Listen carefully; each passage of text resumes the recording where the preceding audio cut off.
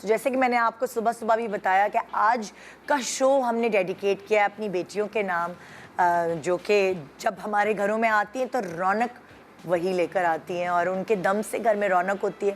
جب وہ کہیں ادھر ادھر ہو جاتی ہیں، پڑھنے کے لیے باہر چلی جاتی ہیں، شادیاں ہو جاتی ہیں، سو پھر ہمیں اندازہ ہوتا ہے کہ اللہ یہ تھیں تو گھر میں ہنسنے ہنسانے، چیخ کم پکار اور یہ ساری رونق کی جو آوازیں تھیں یہ تب لگ رہی ہوتی تھی. اور ان کے جانے کے بعد بالکل جیسے سناٹا سا چھا جاتا ہے گھر میں. لیکن کہتے ہیں نا کہ بیٹیاں اپنی ماؤں کو دیکھ کر جذب کرتی ہیں سب اپنے اندر. آپ انہیں چاہے کچھ بھی سکھا دیں، کچھ بھی پڑھا دیں، لیکن ان دی اینڈ وہ جا کر اپنی امی کے بالکل شبیہ ہوتی ہیں.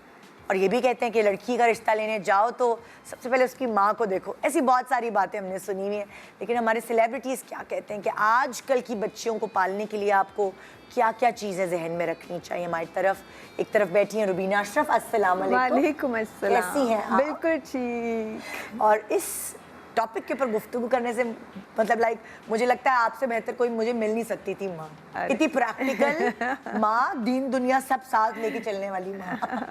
اور دوسری طرف ظاہر ہے لڑکیوں کی تربیت کا جو دار و مدار ہے وہ سب سمجھتے ہیں ماؤں کی طرف زیادہ ہے، لیکن باپوں کا بھی اتنا ہی رول ہے ایک بیٹی کی پرسنالٹی کو مضبوط کرنے میں.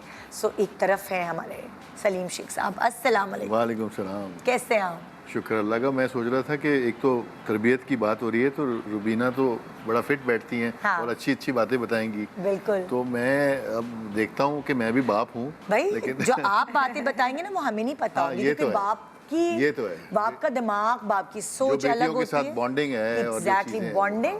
اور بیٹیوں کو جو ہوتا ہے نا ایک جو دار و مدار یا پیمانہ جو ہے وہ باپ سیٹ کرتا ہے کہ ان کی زندگی میں جو برد ہو وہ کیسا ہونا چاہیے. بیٹی کا جو کنیکشن باپ کے ساتھ ہوتا ہے نا، قدرتی، وہ میرا خیال ہے ہاں قدرتی.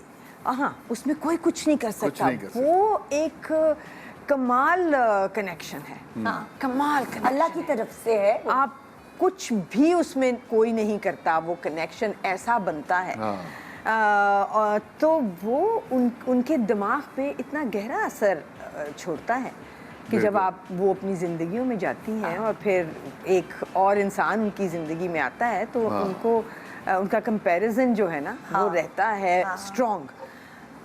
تو باپ کا رول زیادہ خطرناک ہے اس لحاظ سے، کیونکہ اگر باپ نے تو بالکل کچھ اور چیزیں دیکھی ہیں یا کہ کچھ کئی دفعہ ایسے بھی ہوتا ہے کہ کچھ اچھا نہیں دیکھا. سو آپ اس مسکنسیپشن کے ساتھ جائیں گے ایک اگلی زندگی میں. اور اگر بہت اچھا دیکھ لیا ہے جیسے کہ آئی ایم شیور آپ کی بیٹی نے دیکھا ہوگا سلیم، تو پھر بھی ایک مشکل تھوڑی سی کمپیئرنگ آل دا ٹائم کہ اچھا میرے حساب سے تو ایسے نہیں ہوتا. کمپیریزن رہتا ہے، پتہ نہیں کیوں ساری زندگی رہتا ہے شاید. سو باپ کا جو ایک انسیڈ رول ہے نا وہ دماغ میں لے کے ہی باپ کو چلنا چاہیے. اسی لیے اگر کوئی کسی کا خیال ہے کہ نہیں یہ مجھے سوچنا ایسا اسی لیے میں نے کہا کہ ہائی لائٹ کرتے ہیں، کیونکہ بہت سارے لوگوں کو لگتا ہے کہ بیٹی کی تربیت صرف ماں کے ہاتھ میں. ایکچولی بیٹی زیادہ جذب کرتی ہے جب اپنے باپ کو دیکھتی ہے، ہے نا.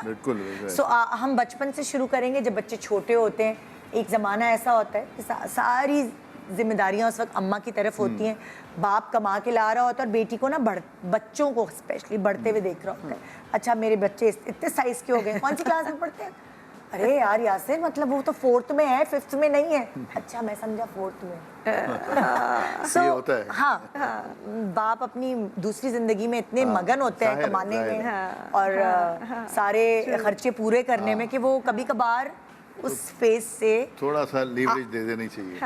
میرے خیال سے آپ بھی اس دور سے گزرے ہی ہوں گے. بالکل. اور اکثر میرے ساتھ بھی ایسے ہی ہوتا ہے. کبھی پوچھ لیتے ہیں نا کہ کوئی ایج، تو کہتے میں اگر کوئی کم سال بتا دیتا ہوں تو ابھی کیونکہ ایج ایسی ہے نا تو وہ اپنی ایکوریٹ ایج نہیں، میں 22 کی ہو گئی، آپ کو یہی نہیں پتا. تو وہ میں کہتا ہوں کہ کوئی بات نہیں، اگر میں نے 1 سال زیادہ یا کم بتا دیا، نہیں آپ نے غلط بتایا، آپ کو پتہ ہی نہیں ہے. تو یہ والی باتیں ہوتی ہیں. جی